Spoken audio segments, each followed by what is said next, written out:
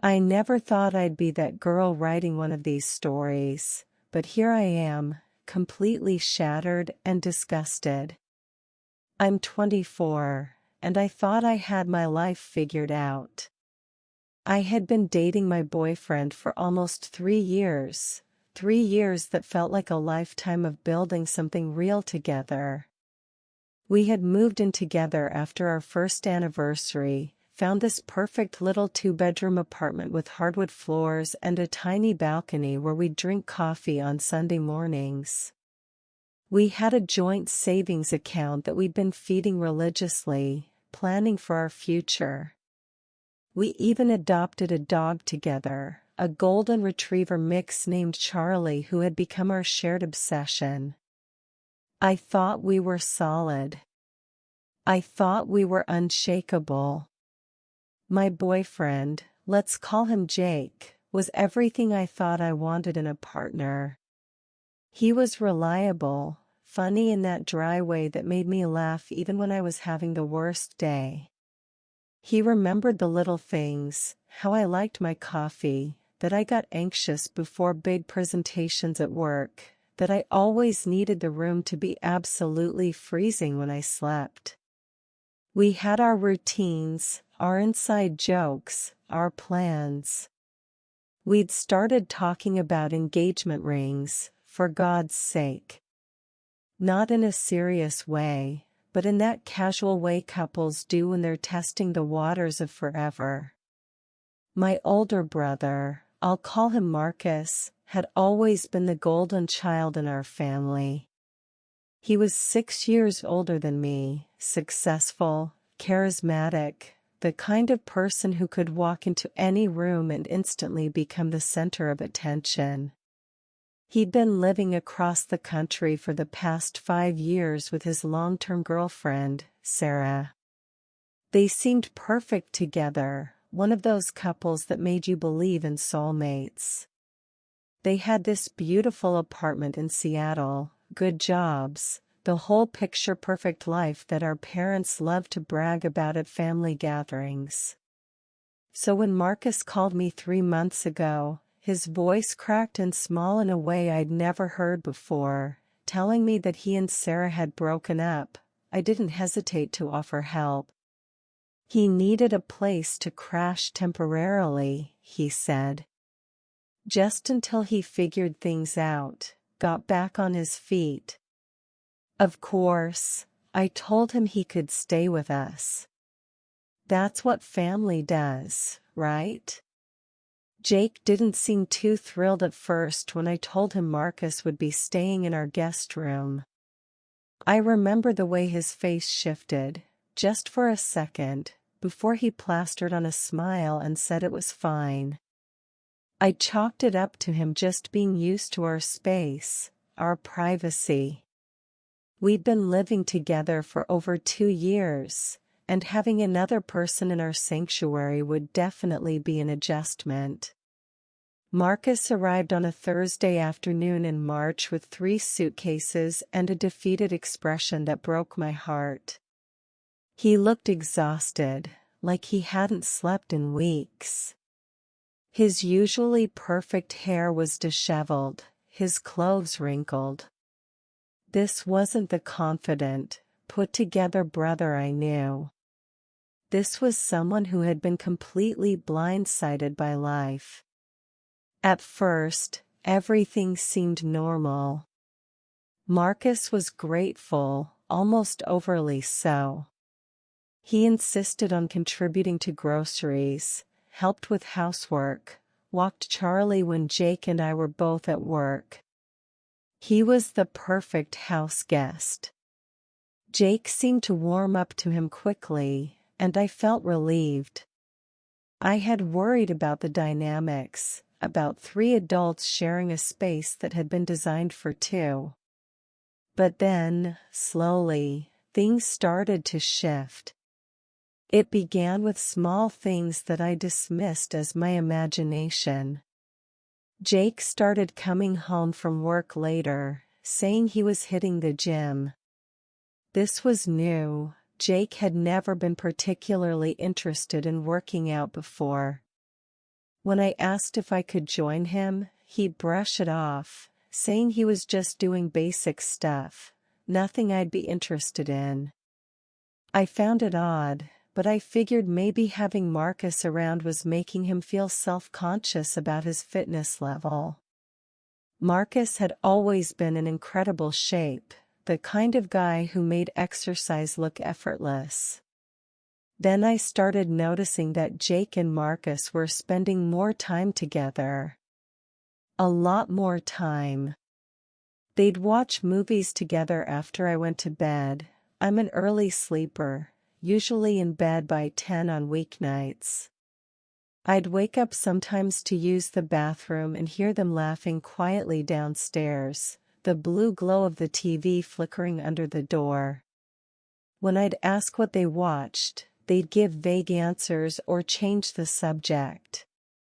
They started going out together too. For drinks, they said. Just guy time, bonding, getting to know each other better.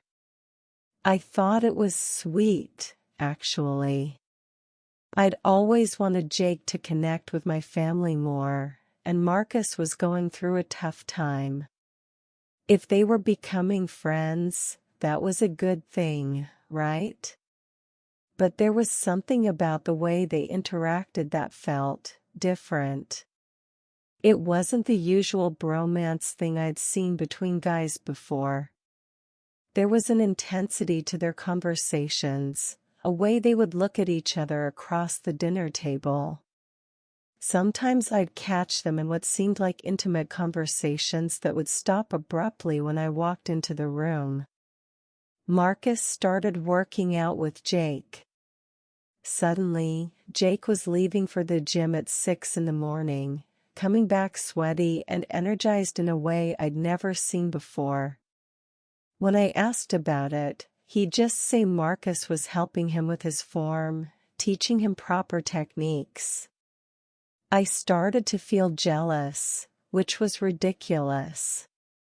I was jealous of my own brother for spending time with my boyfriend. The rational part of my brain told me I was being paranoid, possessive.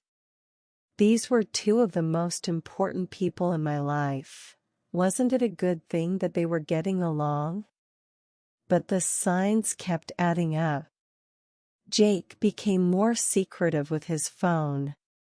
He'd take calls in the other room, or step outside to answer. When I asked who it was, he'd say it was work or Marcus, or just dismiss it entirely. He started showering immediately when he came home from anywhere, even if he was just running quick errands. I noticed changes in Marcus too. He seemed lighter somehow, despite supposedly going through a difficult breakup. He was smiling more, laughing more. He'd started dressing better, paying more attention to his appearance.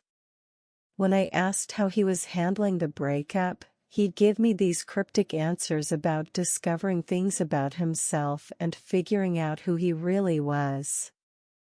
The weirdest part was how they acted around me. Both of them started being overly affectionate, overly attentive. Jake would bring me flowers randomly, surprise me with my favorite takeout, suggest romantic date nights. Marcus would ask about my day with unusual interest, offer to help with things around the house that he'd never cared about before. It felt like they were overcompensating for something, though I couldn't put my finger on what. I started paying closer attention to their interactions. The way Jake would light up when Marcus walked into a room. How Marcus would find excuses to touch Jake's shoulder or arm when they were talking.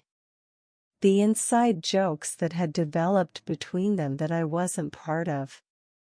The way they'd share these looks, quick, meaningful glances that felt loaded with something I couldn't understand. My friends started noticing too. When we'd all hang out together, my best friend Emma would make comments about how Jake and Marcus seemed really close. She'd say it teasingly, but I could tell she found it odd. Other friends would joke about how Jake talked about Marcus constantly, how he seemed to know more about my brother's daily activities than I did. The breaking point came on a Friday night about 6 weeks after Marcus had moved in. Jake had been talking about wanting to try this new restaurant downtown, and I suggested we all go together. But when I brought it up, both Jake and Marcus suddenly had excuses. Jake said he was tired from work. Marcus said he wasn't feeling social. I decided to go out with Emma instead, figuring a girls' night would be good for me anyway. But when I got home around midnight, I found them on the couch together, closer than two friends should be. They were watching TV, but the way they were sitting, the way they jumped apart when I walked in, it felt wrong. Jake stuttered through an explanation about how they decided to order pizza and watch a movie after all. Marcus just smiled at me, but there was something in his eyes that made my stomach turn. I started having trouble sleeping. I'd lie in bed next to Jake, listening to him breathe, wondering what I was missing. I'd wake up in the middle of the night and find his side of the bed empty. And when I'd go looking for him, I'd find him and Marcus in the kitchen, claiming they couldn't sleep either, just talking quietly over glasses of water. The thing about betrayal is that your body knows before your mind does. I started having this constant, low-level anxiety that I couldn't explain. My appetite disappeared. I'd catch myself holding my breath around them, waiting for some shoe to drop. I felt like I was living in a house of cards that was about to collapse, but I couldn't figure out why. 2 weeks ago, I made plans to visit my college roommate who lived about 3 hours away. It was supposed to be a weekend trip, leave Friday evening, come back Sunday night. I'd been looking forward to it for weeks, needing some space to clear my head and figure out why I felt so unsettled in my own home. But Friday afternoon, my friend called to reschedule. She'd come down with food poisoning and felt terrible about canceling last minute. I was disappointed, but I figured it might be for the best. Maybe I'd been overthinking things, and a quiet weekend at home would help me reset. I decided not to tell Jake and Marcus that my plans had changed. I don't know why, maybe some instinct told me not to. Instead, I went to Emma's place and we had a quiet night in. I spent Saturday there too, helping her organize her closet and catching up on Netflix shows. But by Saturday evening, I was missing home, missing Jake, feeling silly for being so paranoid about everything. So I drove home, arriving around 7 p.m. The house was quiet when I walked in, which struck me as odd. Usually on weekend evenings, Jake would be cooking dinner or watching TV, Marcus would be on his laptop or reading.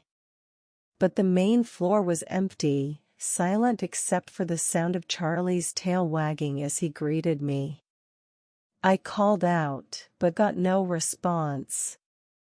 I figured maybe they were both napping, or out somewhere together. I went upstairs to change into comfortable clothes, looking forward to surprising Jake with my early return. That's when I heard it. Not voices, exactly, but sounds. Coming from our bedroom. At first, I thought maybe Jake was watching something on his laptop. But as I got closer to the door, I realized what I was hearing. And my blood turned to ice. I stood outside my own bedroom door for what felt like hours but was probably only seconds, my hand frozen on the doorknob.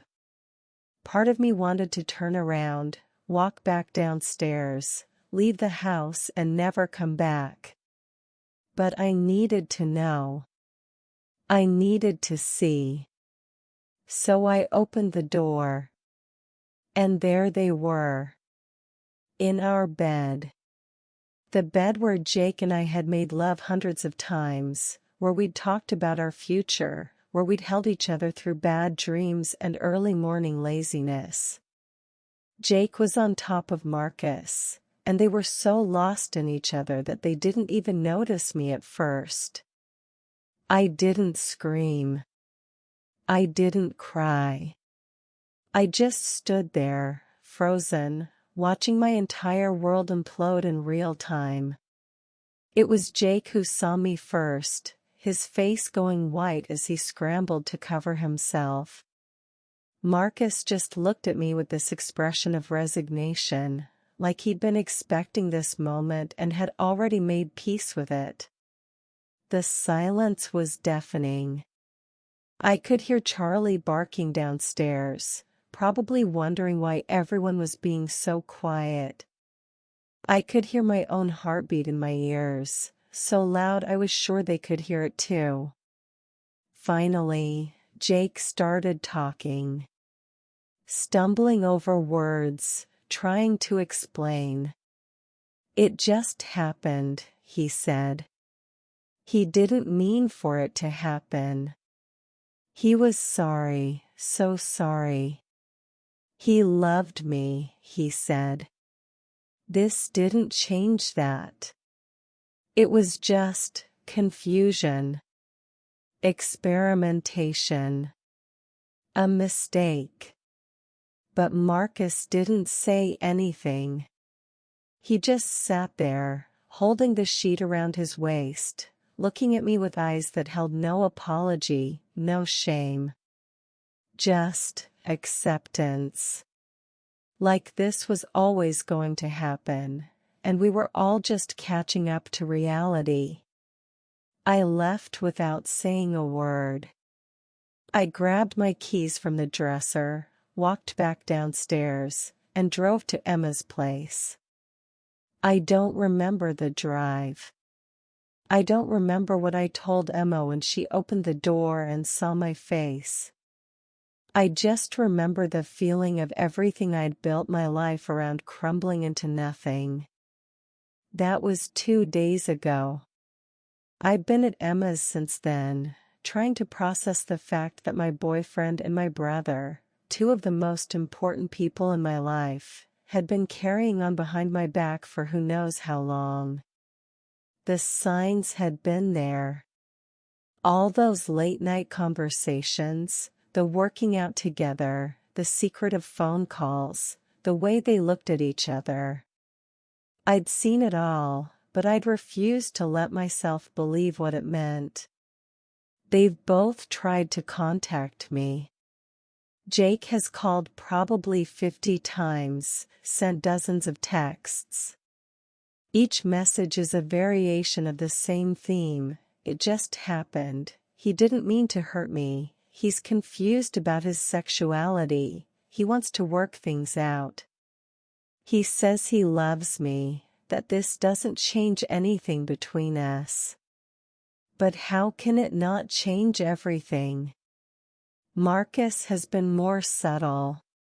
He's texted a few times, short messages about how he's sorry I had to find out this way, how he's finally figuring himself out, how he hopes someday I'll understand.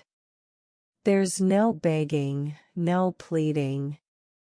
Just this calm acceptance that makes me even angrier than Jake's desperation.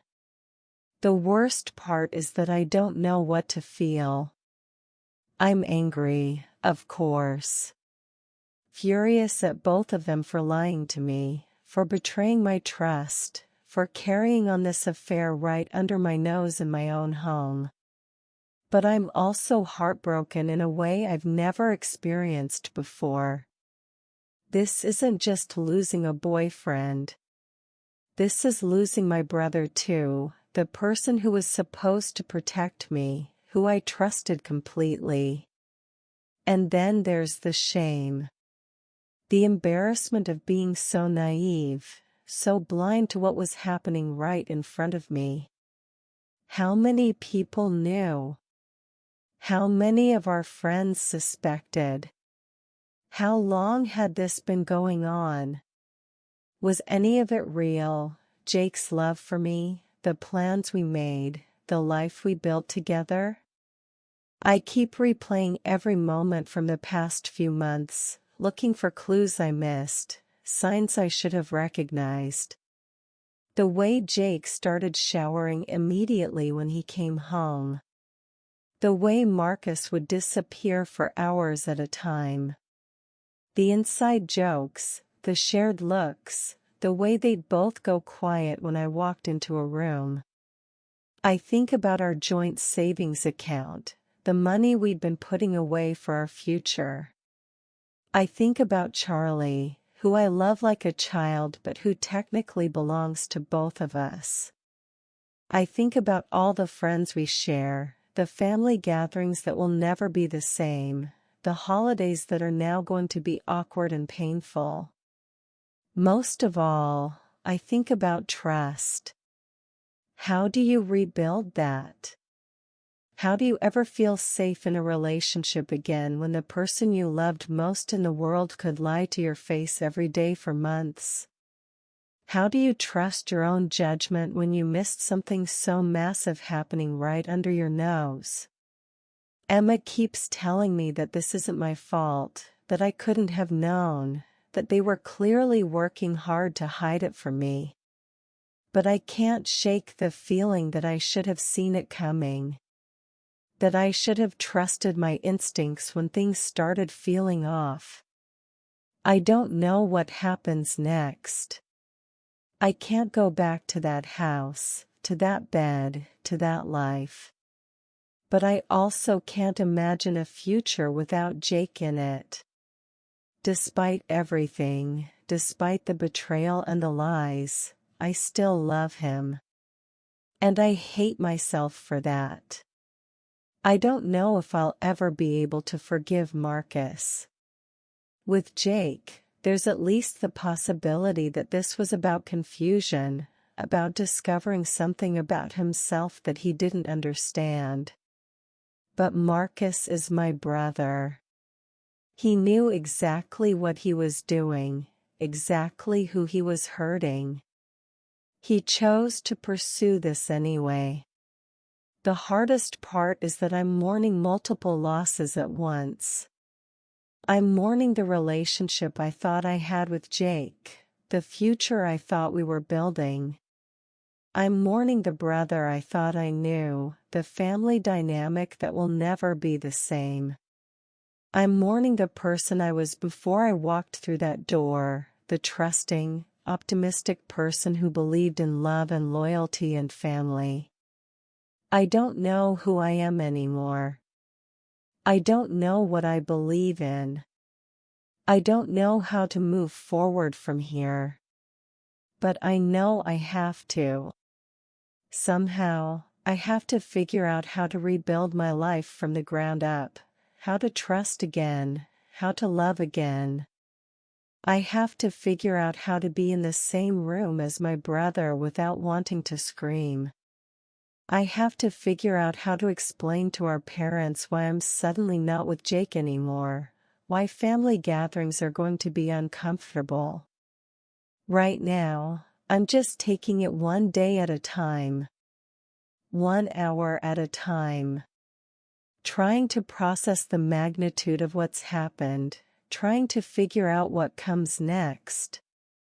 Emma has been incredible, letting me stay here, bringing me tea and tissues and just sitting with me when I don't want to talk.